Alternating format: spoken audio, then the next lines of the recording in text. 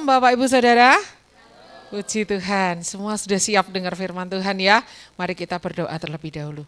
Tuhan, kami datang kepadamu mengucap syukur Tuhan. Hamba-Mu ada di sini, berada di tempat ini dengan sehat, dengan selamat, dengan baik. Itu semua adalah kasih setia Tuhan. Terima kasih Tuhan, kami mau duduk di kaki-Mu mendengar Engkau berbicara. Biar Engkau berbicara lebih dari suara hamba-Mu yang terbatas ini. Biar Engkau menerjemahkan keterbatasan bahasa hamba-Mu ini kepada kebutuhan setiap hati, kepada kebutuhan setiap pribadi. Terima kasih Tuhan, biar Roh Kudus menjamah setiap hati kami, memenuhi kami dengan kuasa dan kemuliaan-Mu. Rema-rema yang daripadamu boleh menghinggapi hidup kami dan membuat kami mengalami transformasi perubahan yang luar biasa. Di dalam nama Yesus kami berdoa, haleluya. Amin. Baik. Saya hari ini mengambil tema mengubah keterbatasan menjadi kemenangan. Makanya saya memakai baju warna merah ini sengaja gitu ya. Karena merah itu simbol dari keberanian ya, simbol dari kemenangan gitu ya. Saya mau mencoba memakai warna merah ini sebagai tindakan profetik untuk saya berdiri di sini sebagai pribadi yang menang. Kemarin saya mengalami sesuatu sehingga saya nggak bisa ikut doa pelayan ya. Kemarin saya mengalami sesuatu yang nggak bisa saya ceritakan di sini, sesuatu yang sangat traumatik sekali, sehingga suami saya harus naik Grab ke kota, terus membonceng saya pulang dengan satu motor.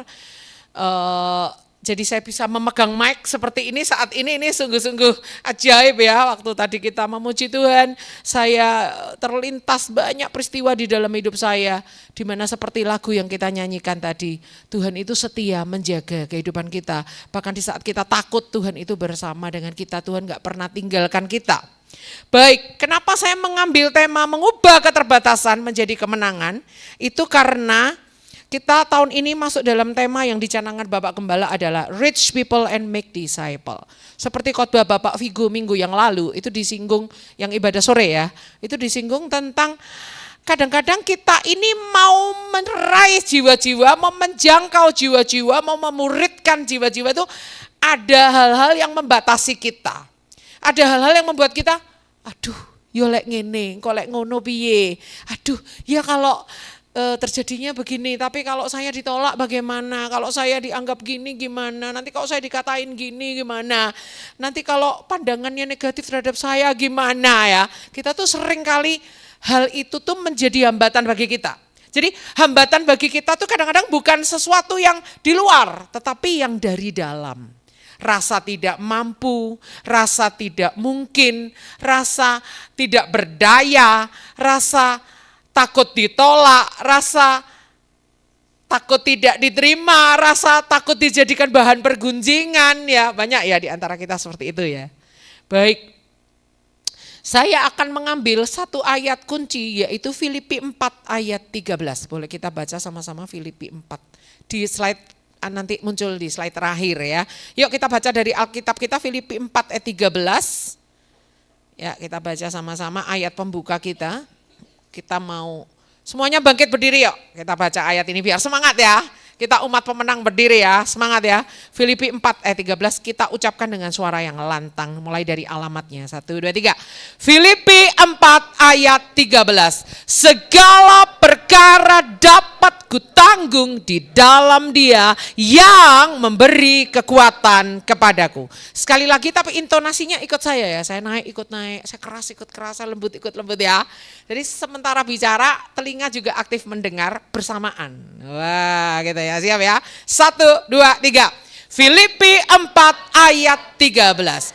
Segala perkara dapat kutanggung di dalam Dia yang memberi kekuatan kepadaku. Ya, silakan duduk. Apakah umur menjadi keterbatasan kita? Banyak kali dari kita mau dipakai Tuhan menjangkau jiwa-jiwa, mau memuridkan. Halah, umurku ini loh, umurku. Ya, kita lihat yang pertama, apakah umur menjadi keterbatasan Anda? Is it a limitation for you? Ya, apakah umur menjadi keterbatasan Anda? Kita lihat Abraham. Ya, next kita lihat apakah Abraham terlalu tua? Dia memperanakkan Ishak di umur berapa? 100 tahun. Ishak adalah anak perjanjian. Diperanakkan di umur berapa? 100 tahun. Di antara kita saya percaya belum ada yang sampai 100 tahun ya.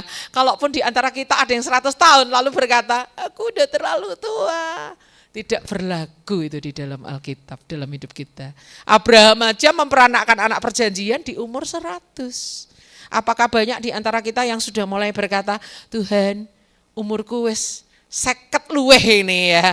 Umur saya sudah 50 lebih, saya sudah bisa dikatakan separuh baya. Separuh baya itu usia pada pertengahan umur manusia sekitar 50-an. Tuhan, rambutku udah mulai memutih. Tuhan, aku sudah 50 tahun, biar yang muda-muda saja, biar anak-anak penerus saja ya, kita sering pakai alasan gitu ya, biar yang muda-muda saja ya. Di satu sisi betul kita harus meneruskan tongkat estafet kepada yang lebih muda, memberi kesempatan yang lebih banyak kepada yang lebih muda, tetapi umur yang semakin tua tidak menjadi alasan untuk kita tidak meraih jiwa-jiwa dan tidak memuridkan. Kita lihat mungkin sebaliknya, aku terlalu muda. Di sini ada banyak anak-anak kecil ya. Aku terlalu muda. Ada anak-anak remaja, ada anak-anak pemuda di sini. Biar yang dewasa-dewasa saja. Saya masih dalam masa pertumbuhan. Raja Yosia menjadi raja di umur 8 tahun. Dan Raja Yosia ini melakukan restorasi bangsa yang besar-besaran. Apalagi setelah ditemukan kembali kitab Taurat di Bait Allah. Dia melakukan pembersihan bait suci, dia melakukan renovasi bait Allah, dia melakukan penghancuran pusat penyembahan berhala, dia melakukan sentralisasi ibadah di Yerusalem, dia menajiskan Mesbah Betel, menghapus praktek sihir dan okultisme, dan melakukan pembaharuan perjanjian dengan umat Israel. Bahkan dia mengadakan perayaan Paskah secara nasional, bahkan dia melakukan reformasi meluas sampai ke daerah Samaria. Dan reformasi Yosia ini untuk reformasi kerohanian spiritual bangsa Israel itu merupakan upaya komprehensif untuk mengembalikan bangsa Israel kepada hukum-hukum Allah dan membersihkan Yehuda dari pengaruh penyembahan berhala. Dimulai dari umur berapa Raja Yosia ini jadi raja? 8 tahun. Kalau zaman sekarang itu kelas 2 SD. Di sini ada yang kelas 2 SD, boleh angkat tangan? Kelas 2 SD? Kelas 1 SD? Wah, ya seperti siapa namanya? John ini setahun di atasnya John ini udah jadi raja. Jadi nggak ada yang di antara kita berkata, aku terlalu muda. Apakah umur menjadi keterbatasan Anda? Berikutnya, apakah nama menjadi keterbatasan Anda? Wah, aku dilahirkan dengan nama yang gak terlalu spektakuler ya Bu Grace. Aku diberi nama oleh orang tuaku nama pasaran nih, nama biasa-biasa aja ya. Namanya gak ada sesuatu yang unik ya. Visi yang ditaruh di dalam orang tuaku melalui pemberian namaku, aku pun gak tahu ya artinya apa namaku ini. Aku merasa kayak namaku ini kok gak ada sesuatu yang nendang gitu. Kayak aku nih kayak gak diberi visi oleh orang tuaku sebagai kayak calon pemimpin gitu, gak ada kayak gitu-gitunya, gak ada bau-bau pemimpin loh Bu Grace, gak ada bau-bau kayak diharapkan menjadi orang yang bisa memberi pengaruh pada banyak orang, bisa memuridkan gitu, gak ada loh unsur-unsur kayak gitu. Mari kita lihat Yakub. Yakub berasal dari bahasa Ibrani, arti nama Yakub adalah memegang tumit. Karena dia waktu lahir dia memegang tumit Esau. Nah, arti memegang tumit ini kalau anak kembar tuh rebutan. Siapa yang lahir duluan dia adalah kakak. Siapa yang lahir belakangan dia adalah adik. Itu di bangsa Israel seperti itu ya. Setiap bangsa itu beda-beda ya. Kalau di Indonesia juga sama. Yang lahir duluan itu yang kakak. Tapi ada suku-suku yang menganggap yang lahir duluan itu adik. Karena kakaknya lebih dewasa, mempersilahkan adiknya lahir dulu. Ada suku-suku yang menganggap ya kalau anak kembar yang paling belakang lahir itu justru yang kakak gitu ya. Tapi bangsa Israel kayak bangsa Indonesia sama, yang lahir duluan itu adalah kakak. Nah, pada saat Esau lahir itu tumitnya dipegang sama Yakub. Nah, itu seperti sebenarnya arti nama memegang tumit itu sama dengan artinya penipu atau licik. Jadi dia nggak mau ini kakaknya lahir dulu dipegang, digondeli kakinya gitu ya. Penipu, bayangkan seumur hidupnya Yakub dipanggil, hei penipu, sini tukang ngapusi, sini si orang licik, sini. Enak nggak dipanggil kayak gitu? Pasti nggak enak kan? Tetapi Yakub si penipu ini diubah namanya oleh Tuhan ketika dia mengaku, siapa namamu? Namaku Yakub. Dia ngaku, aku memang suka nipu. Dia nipu papanya, dia nipu kakaknya. Pada akhirnya dia juga ditipu. Ditipu pamannya yang adalah juga mertuanya. Ya, berkali-kali ditipu, ya gajinya diubah 10 kali ya. Dan seterusnya dan seterusnya. Nah, diubah namanya oleh Tuhan menjadi Israel. Jadi ketika siapa namamu, dia ngaku, ya namaku Yakub. Mulai saat ini kamu akan disebut Israel. Israel itu artinya sang pangeran, sang pemenang. Menang walaupun gak harus pakai cara nipu. Yakub inilah yang namanya itu sangat gak enak banget di kuping. Hei si tukang licik gitu ya. Yang dipakai Tuhan mendoakan 12 suku Israel. 12 anaknya yang adalah cikal bakal suku-suku Israel. Udah pernah saya khotbahkan beberapa waktu yang lalu tentang doa berkat Yakub untuk anak-anaknya. Nah, pada saat saya mempersiapkan khotbah ini, ada satu tokoh lagi yang muncul yaitu Yabes. Apa arti nama Yabes? Arti nama Yabes adalah ia menyebabkan rasa sakit, kesakitan, duka cita, penderitaan. Yabes ini namanya itu the son of my sorrow, anak kesengsaraanku, ya. Diberi nama ibunya gitu kenapa? Karena melahirkan Yabes ini dengan penuh kesakitan.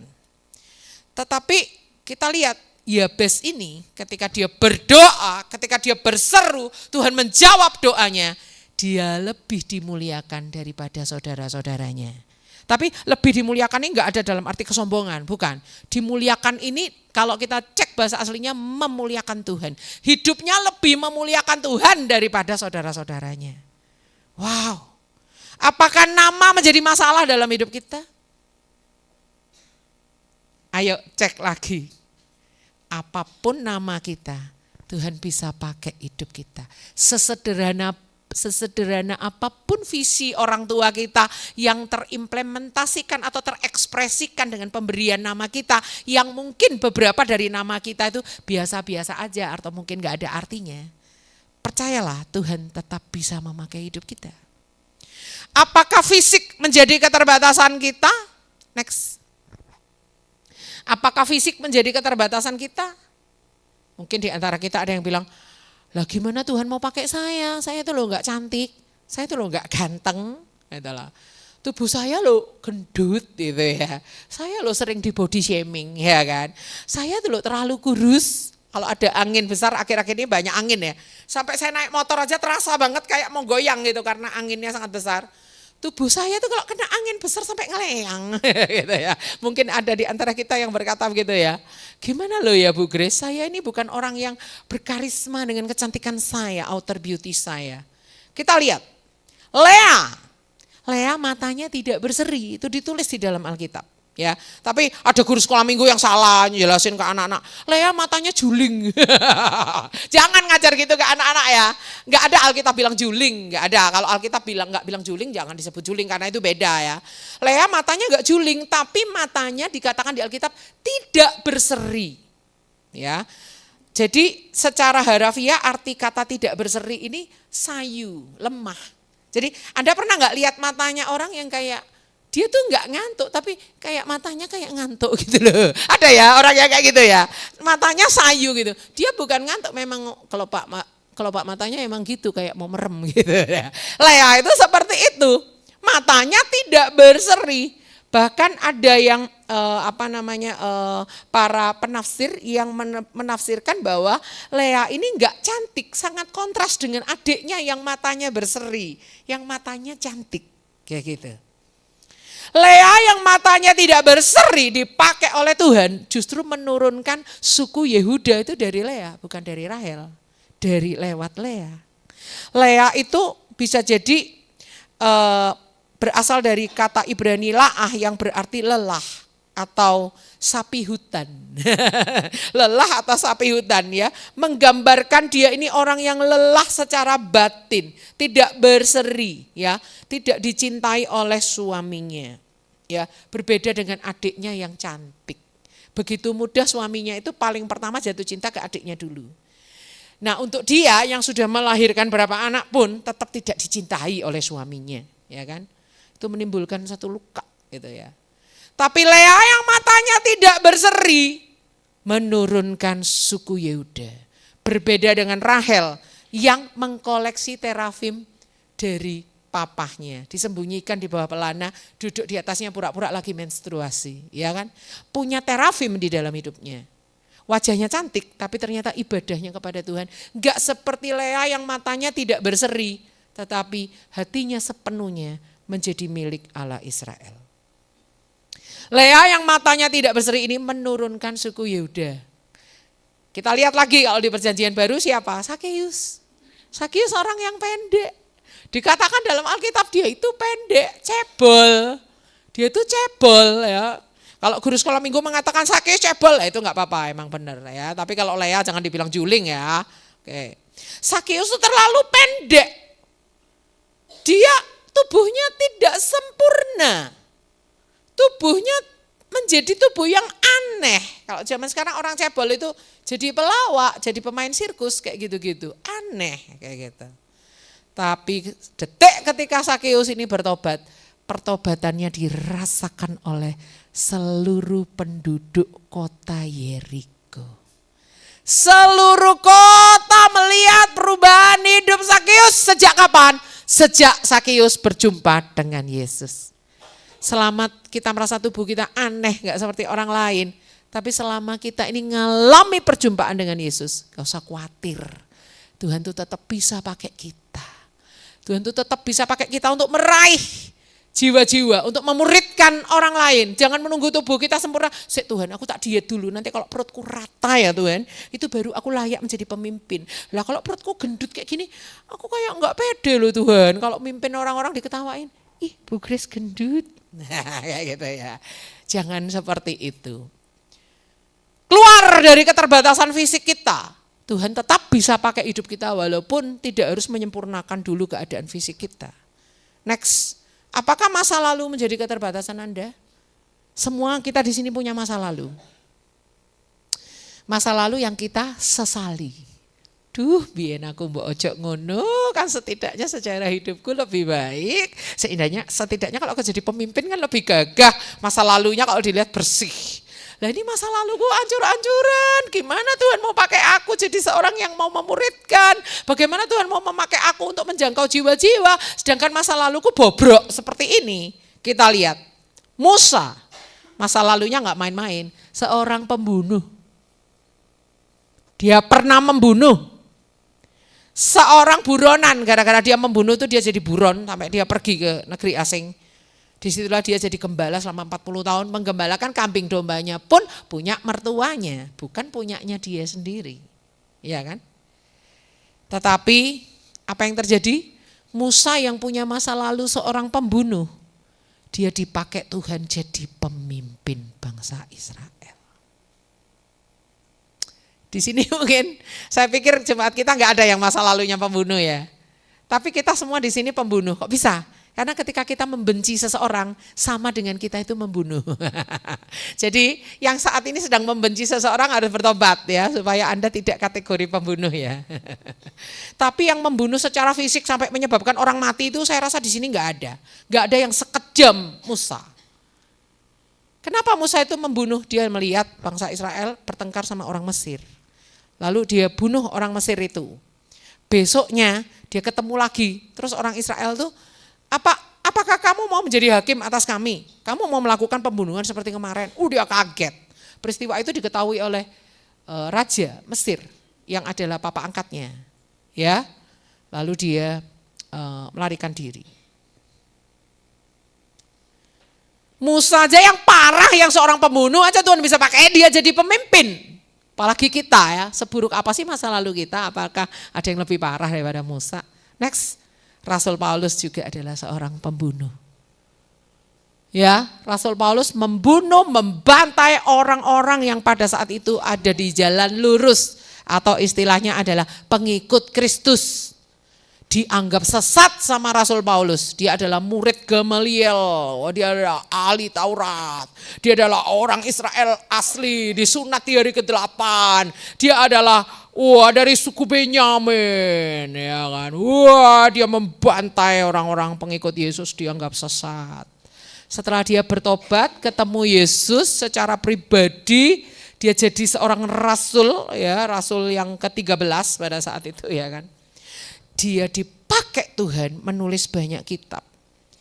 Kitab Roma, 1 Korintus, 2 Korintus, Galatia, Efesus, Filipi, Kolose, 1 Tesalonika, 2 Tesalonika, 1 Timotius, 2 Timotius, Titus, Filemon, itu semua yang menulis adalah Rasul Paulus. Dan diindikasikan surat Ibrani kemungkinan yang menulis belum tahu tapi bisa jadi itu juga tulisan Rasul Paulus. Oke, kitab Ibrani gak usah dihitung deh, yang atas itu tadi aja udah berapa kitab tuh.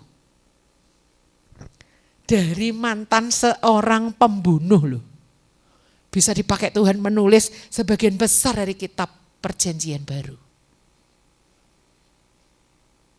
Jadi kita gak ada alasan, Tuhan masa laluku seperti ini, aku gak layak melayani Tuhan, aku gak layak memuridkan, masa laluku kelam Tuhan, masa laluku kotor Tuhan. Tuhan bisa pakai kita. Tidak ada alasan, tidak bisa kita menjadikan alasan-alasan seperti itu. Yosua itu juga punya trauma masa lalu. Pernah saya khotbahkan di sini. Bagaimana nenek moyang dia itu hampir punah karena ditumpas gara-gara perampasan ternak. Jadi nenek moyangnya si Yosua ini kan dari suku Efraim. Anak-anaknya Efraim itu merampas ternaknya orang Gad. Gara-gara merampas ternaknya orang Gad, tapi bukan Gad suku Israel ya, bukan GAD.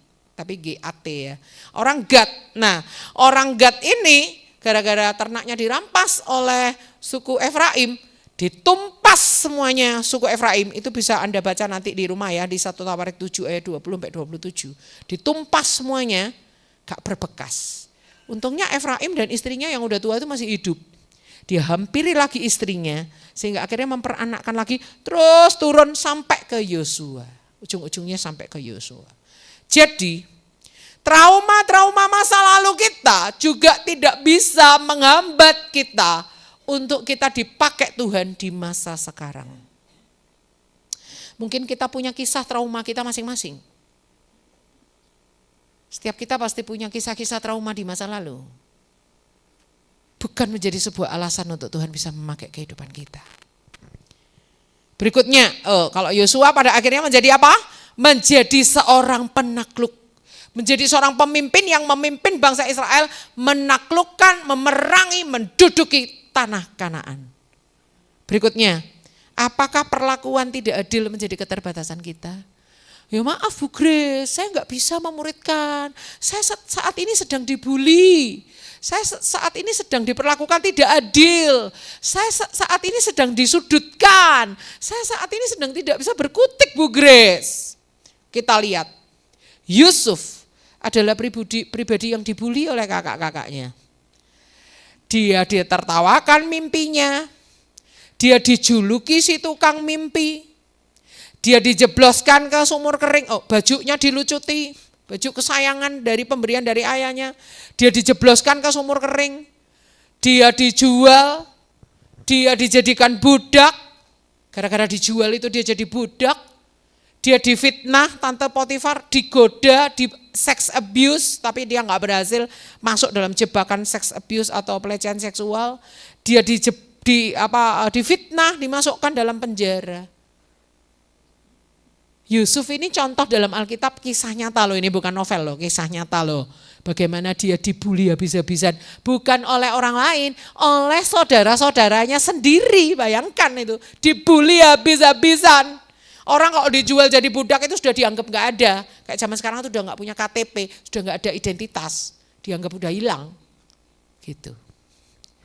Yusuf yang dibully habis-habisan dipakai Tuhan menjadi penyelamat. Siapa? Bukan penyelamat orang lain. Juga penyelamat orang-orang yang bully dia. Lewat pelayanan Yusuf sebagai mangkubumi di Mesir, dia menjual gandum kepada kakak-kakaknya. Bahkan dia mengajak mereka pindah ke Goshen. Dia memelihara kakak-kakaknya, kalau kalian perhatikan, kalau kita perhatikan di Alkitab. Bahkan sampai masa kelaparan itu berhenti, Yusuf masih memelihara, hitung aja tahun-tahunnya. Bahkan sampai masa kelaparan berhenti, saudara-saudara itu masih mendapat makan dari meja istana. makanan enak-enak mewah-mewah.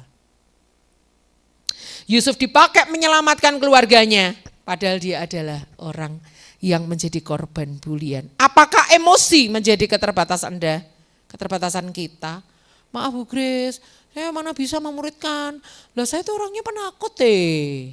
Lah saya itu orangnya grogian ya, gemeteran ya, dredeg ya Bu Grace. Bagaimana mungkin saya bisa memuridkan orang lain? Saya kalau berhadapan sama orang lain itu gagap ya.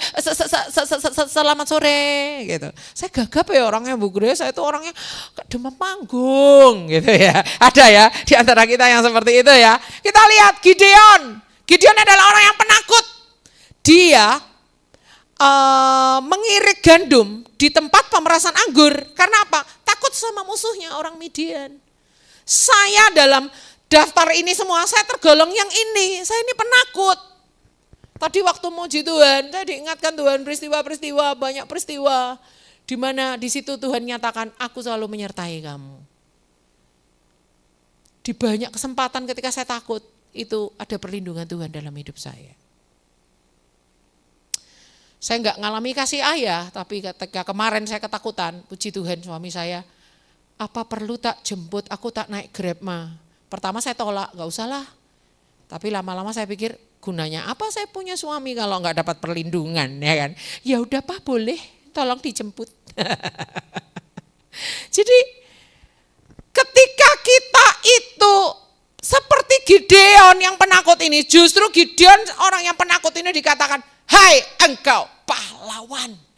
Tuhan ngubah Gideon si penakut ini menjadi hakim Israel.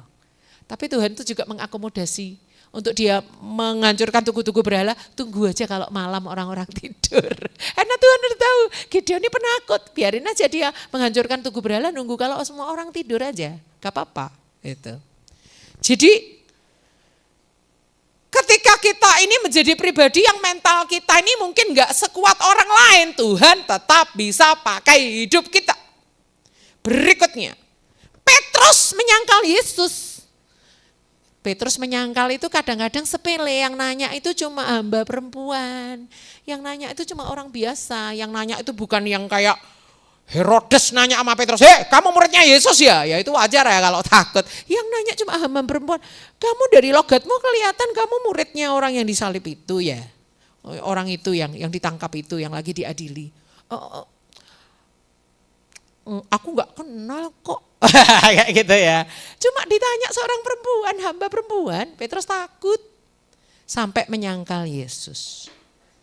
Petrus yang penakut ini diubah dan dipakai Tuhan menjadi pemimpinnya para rasul. Pada saat hari Pentakosta siapa yang berkhotbah? Petrus. Makanya kalau kita punya mental yang gak sekuat orang lain, Tuhan tetap bisa pakai kita. Tuhan tetap bisa ubahkan kita, tapi ada prosesnya dong. Petrus diubahkan Tuhan, ya kan? Yesus harus menjumpai dia, ngajak ngobrol 4 mata. Petrus, kamu ngasih aku enggak? Gembalain domba-dombaku. Perjumpaan dengan Yesus itu jangan salah, itu yang mengubahkan Musa, itu yang mengubahkan Paulus, itu yang mengubahkan Petrus, itu yang mengubahkan Lea, itu yang mengubahkan Abraham. Semua tokoh-tokoh yang ngalami di dalam kelemahan mereka Tuhan tetap bisa pakai, itu kuncinya adalah perjumpaan dengan Tuhan. Perjumpaan dengan Tuhan itu akan membuat kita ini mengubah kelemahan itu menjadi kemenangan. Next kita lihat, apakah status menjadi keterbatasan Anda? Banyak di antara kita punya status janda, banyak di antara kita punya status duda, banyak di antara kita punya status mungkin anak terlantar, anak yang enggak diperhatikan, anak yang tertolak. Banyak di antara kita mungkin punya status pengangguran, status apalah, pokoknya namanya status di hadapan masyarakat. Rahab, statusnya apa? Pelacur. Rahab itu latar belakangnya apa? Perempuan gak bener. Dia punya rumah di atas tembok kota Yeriko. Rumah itu apa? Rumah bordir, rumah pelacuran. Untuk tempat pria-pria hidung belang mampir ke rumahnya. Dia menjajakan apa? Tubuhnya. Orang seperti Rahab ketika menyatakan imannya, saya pernah khotbahin di sini ya, Rahab perempuan beriman raksasa, dia nyatakan imannya, dia mau bergabung dengan bangsa Israel, dia ikatkan tali benang merah kirmisi itu untuk menjadi tanda supaya rumahnya itu enggak dihancurkan, dia diselamatkan ketika Yeriko itu hancur. Berikutnya dia bergabung dengan Allah Israel, ketika dia bergabung dengan umat Israel, dia menyembah Allah Israel yang hidup, dia tinggalkan berhala-berhala Yeriko, dia tinggalkan juga hidup lamanya sebagai seorang pelacur. Ya, dia bahkan menjadi nenek moyangnya Daud. Menjadi nenek moyangnya Yesus. Nama Rahab masuk dalam silsilah Yesus Kristus. Seorang mantan pelacur pun Tuhan bisa pakai. Bayangkan. Jadi kita enggak boleh, Tuhan masa laluku benar-benar tidak layak. Aku tidak layak menjadi alatmu Tuhan. Aku tidak layak, aku tidak mungkin Tuhan. Masa laluku enggak bisa dihapus. Aku enggak bisa memutarbalikkan waktu Tuhan. Sudah terlanjur hidupku seperti itu Tuhan. Tidak apa-apa, selama kita mau Tuhan akan memampukan. Selama kita mau masa lalu yang buruk itu Tuhan bisa ubahkan. Mungkin aja, Alkitab nggak nulis, mungkin aja Rahab ini juga melayani perempuan-perempuan pelacur supaya mereka bertobat seperti dia. Kita kan juga nggak tahu ya kan. Next kita lihat, apakah hubungan dengan lawan jenis menjadi keterbatasan Anda? Wah, saya takut Bu Grace kalau melayani, wong saya tuh gampang jatuh cinta Dan nanti kalau orang yang saya layani itu terlalu menarik gimana kalau saya jatuh cinta gitu ya. Gimana ya Bu Grace, saya tuh punya hambatan dengan lawan jenis. Kalau saya melayani itu gimana? Gampang, yang penting ada konseling, jangan sendirian. Kalau ada laki-laki mau konseling perempuan, ajaklah orang lain, teman komsel yang lain untuk menemani. Jangan konseling lama-lama konslet ya kan, follow up lama-lama follow me ya kan, bahaya. Nah itu bisa diatasi dengan cara-cara yang bijaksana, nggak usah takut. Saya tuh gampang jatuh cinta loh Bu Grace. Kita lihat Simpson orang yang mudah jatuh cinta, bahkan dia jatuh di dalam pelukan Delila. Tapi di akhir hidup Simpson dia menjadi pahlawan Israel yang membunuh orang Filistin jauh lebih banyak di hari matinya dibandingkan selama hidupnya. Dan Simpson, cari nama Simpson di Ibrani pasal 11 pahlawan iman. Ada enggak nama dia? Ada. Seorang yang punya kelemahan dalam hal lawan jenis, dalam hal mudah jatuh cinta, Tuhan tetap bisa pakai hidup kita. Next. Apakah latar belakang keluarga menjadi keterbatasan kita? Kita lihat yang pertama adalah Yefta. Yefta adalah anak haram. Dia anak dari perempuan lain, bukan dari istri yang sah. Bahkan nama perempuan lain itu enggak dicatat dalam Alkitab. Ini berarti kayak gundik lah. Semacam mamanya Yefta tuh kayak gundik gitu lah. Tetapi Yefta ini ketika dia dewasa, dia diusir sama saudara-saudaranya, dianggap dia berbahaya, bisa ikut mengambil warisan papa kita, diusir aja.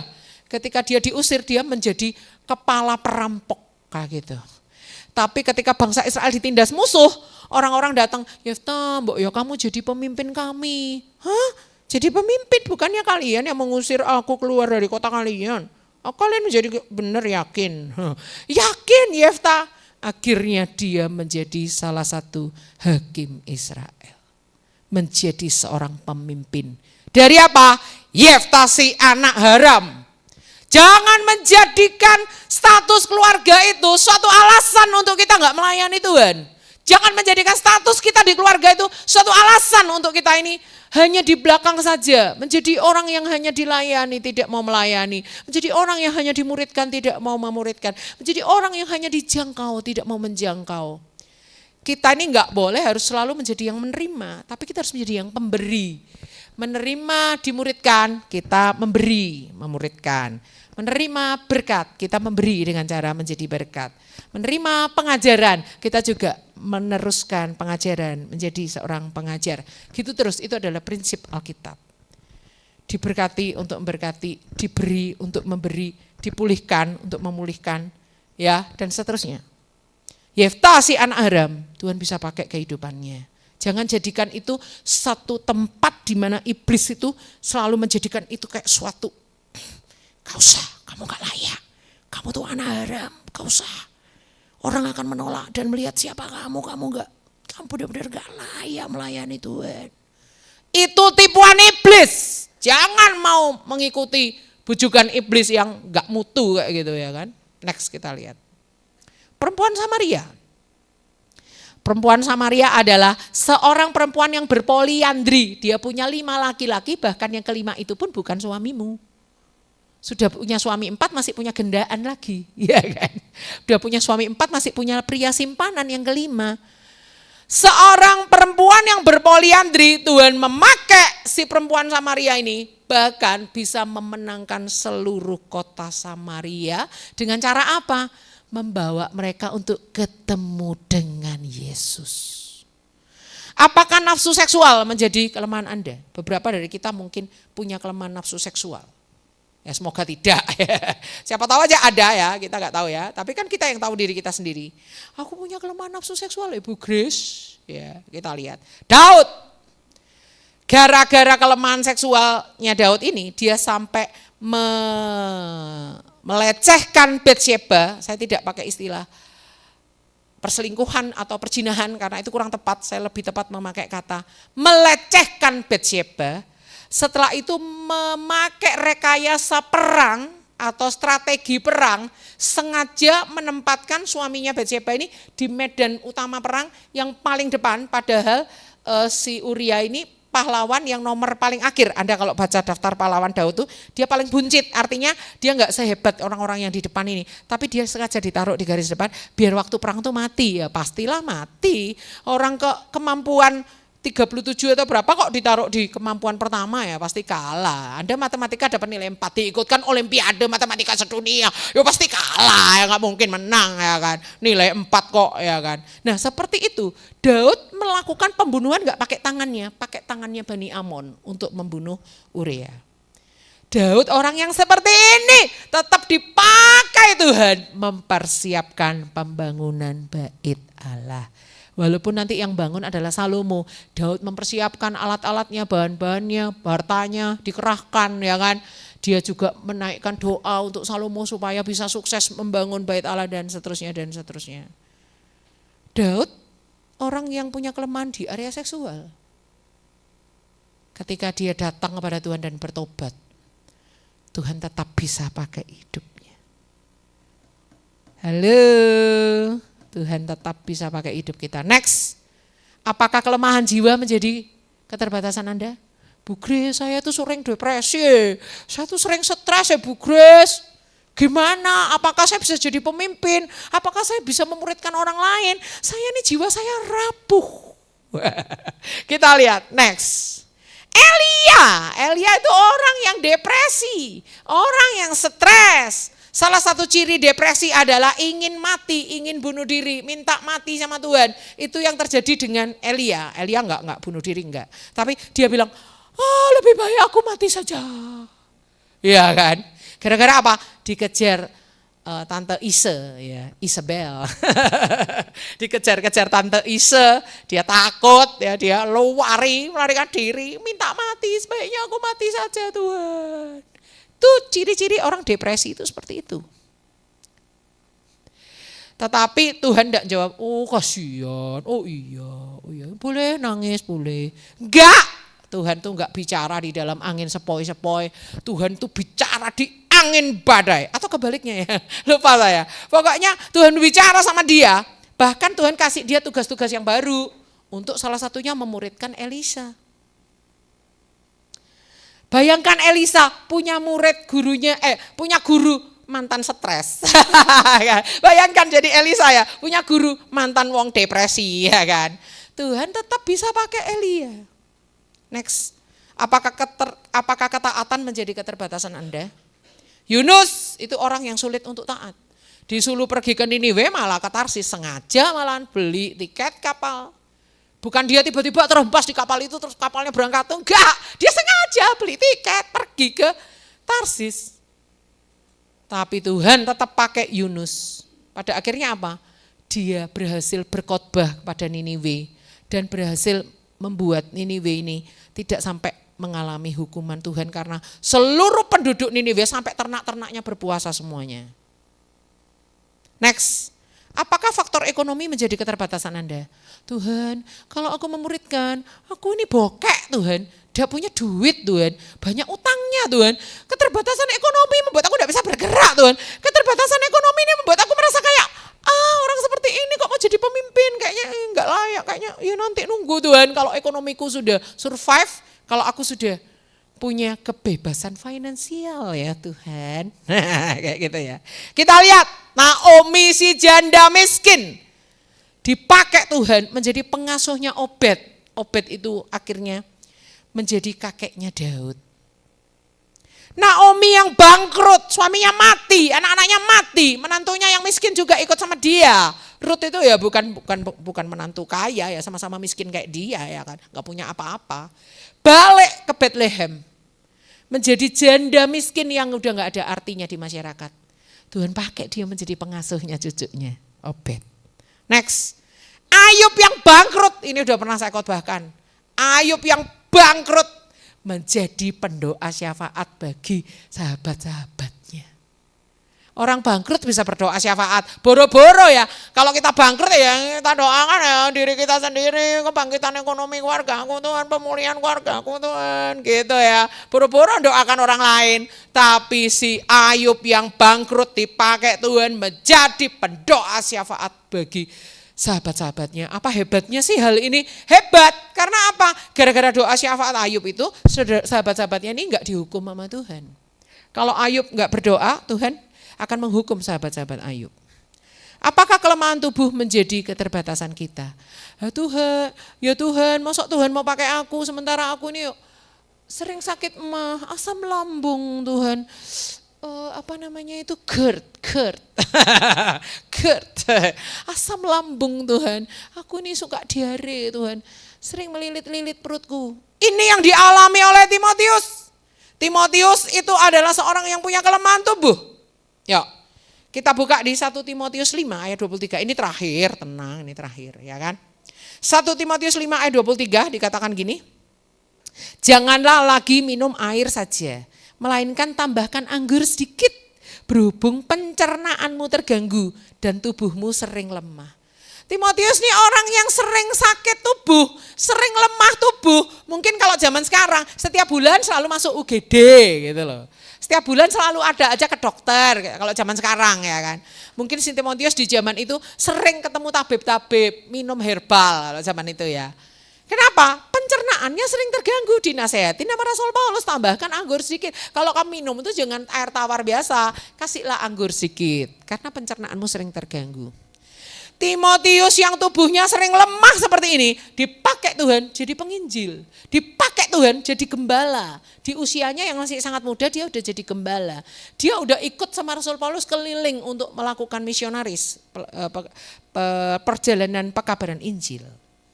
Nah, jadi jangan jadikan kelemahan tubuh ini suatu alasan. Tuhan, lututku ini udah gak bisa naik tangga Tuhan. Aku ibadah aja loh milih di bawah Tuhan, ya apa ya Tuhan. Masa orang seperti aku Tuhan mau pakai? Tuhan tetap bisa pakai kita. Tidak ada keterbatasan tubuh yang menjadi alasan untuk kita tidak melayani Tuhan. Berikutnya keterbatasan tubuh sampai tahap mati. Ada enggak? Ada, yaitu next teman-teman multimedia tolong. Dereng, Lazarus. Lazarus bahkan sampai mati pun tidak ada alasan untuk tidak dipakai Tuhan. Karena ketika dia bangkit, banyak orang Yahudi yang menjadi percaya kepada Yesus karena kebangkitan Lazarus. Bahkan sampai kita mati pun gak ada alasan untuk kita tidak melayani Tuhan. Tidak ada alasan untuk kita tidak masuk di dalam meraih jiwa-jiwa dan memuridkan mereka. Karena Lazarus yang mati itu pun ngalami kebangkitan, lewat kebangkitan hidupnya banyak orang dimenangkan. Oke, kesimpulan dari saya adalah cara hidup berkemenangan ada di Mazmur pasal 1. Kita baca ya, 1, 2, 3. Tidak berjalan menurut nasihat orang fasik, tidak berdiri di jalan orang berdosa, tidak duduk dalam kumpulan pencemooh, tetapi suka akan Taurat Tuhan, tetapi merenungkan Taurat Tuhan itu siang dan malam. Maka apa saja yang diperbuatnya berhasil. Coba lihat Yosua, memperkatakan kitab Taurat, bertindak hati-hati sesuai dengan Taurat Tuhan, maka perjalananmu akan berhasil dan engkau akan beruntung. Ada enggak di dalam Mazmur dan Yosua ini? Kecuali Anda yang lemah tubuh, pernah membunuh orang, kecuali Anda yang tubuhnya punya kekurangan, kecuali Anda yang gampang jatuh cinta, kecuali Anda yang punya masa lalu yang traumatik, gini, Anda tidak bisa meraih yang diperbuatnya berhasil, engkau akan beruntung. Ini ada perkecualian enggak di dalam Alkitab? Enggak ada. Enggak ada perkecualiannya di sini. Kita pasti bisa berhasil dan beruntung. Yang penting ini tadi, Mazmur 1 dan Yosua. Jangan berjalan menurut nasihat orang fasik, jangan berdiri jalan orang berdosa, jangan duduk dalam kumpulan pencemooh. Sukai Taurat Tuhan, renungkan Taurat Tuhan siang dan malam. Bertindaklah hati-hati sesuai dengan Taurat Tuhan. Maka apapun yang kau lakukan akan berhasil. Bahkan ada bonusnya di Yosua, beruntung. Terakhir, kita ulangi ayat yang pertama tadi kita baca. 1, 2, 3. Filipi 4 ayat 13. Segala perkara dapat kutanggung di dalam Dia yang memberi kekuatan kepadaku. Mari kita berdoa. Terima kasih Tuhan.